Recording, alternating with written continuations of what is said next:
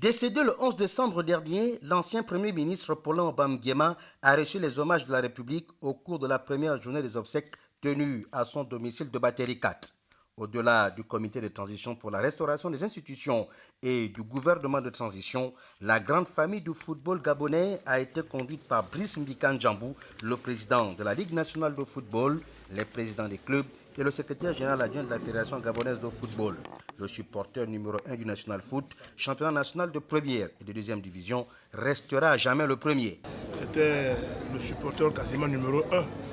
Et j'ai souvenance qu'au cours d'un de nos championnats, je n'ai plus l'année en tête, nous lui avons, dans le cadre des récompenses de fin d'année, OHS 17, nous lui avons décerné justement un parchemin qui lui reconnaissait ce titre-là, le supporter numéro 1 du championnat.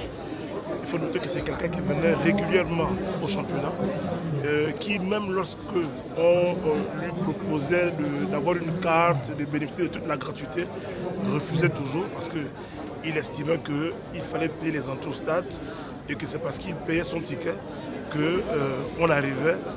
C'était sa contribution pour faire en sorte que nous puissions aller vers cette autonomie qui nous manque beaucoup. Nous retiendrons qu'à chaque fois qu'on a eu l'occasion d'échanger avec lui, il nous a prodigué des sages conseils, parce que c'était un fin connaisseur de cette discipline qu'est le football. Aujourd'hui, il est parti.